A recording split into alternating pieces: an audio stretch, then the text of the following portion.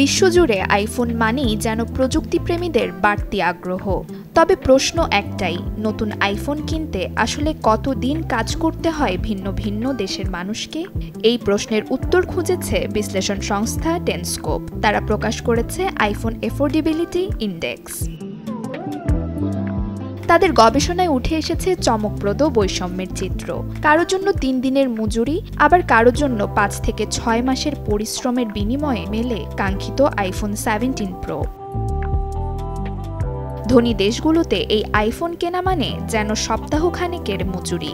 Luxembourg আর সুইজারল্যান্ডে এটি কিনতে লাগবে মাত্র 3 দিন। মাসিক গড় আয় $5,000 বেশি হওয়ায় ফোনটি কেনা সেখানে তেমন কষ্টের কিছু নয়।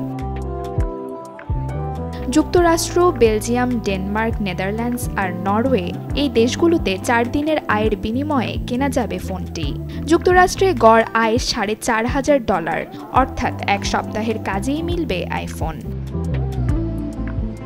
Australia, Austria, Finland, Ireland, Germany আর কানাডা এসব দেশে আইফোন কিনতে জমাতে হবে 5 দিনের বেতন।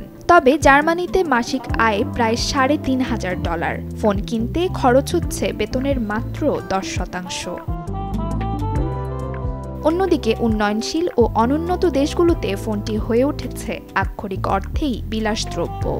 ভারতে আইফোন 17 প্রো ম্যাক্স কিনতে লাগবে 160 দিনের বেতন।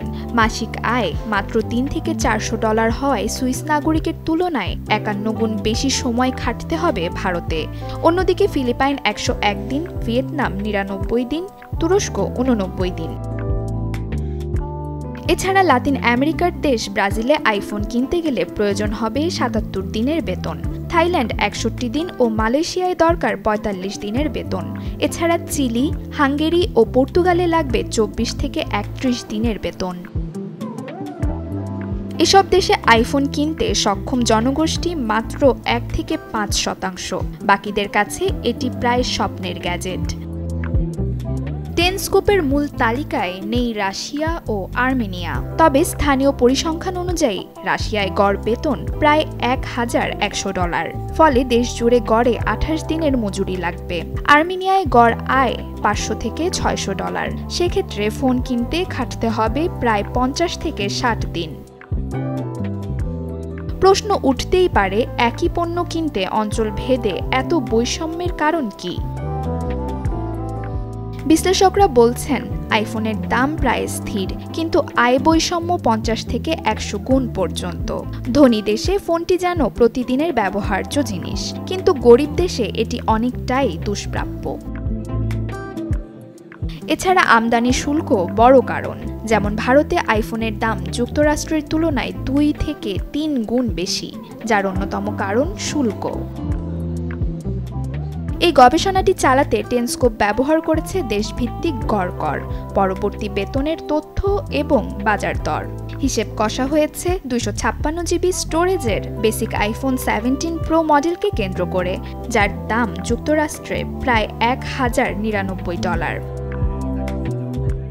গড় মাসিক বেতনকে ভাগ করা হয়েছে 21 কর্মদিবসে।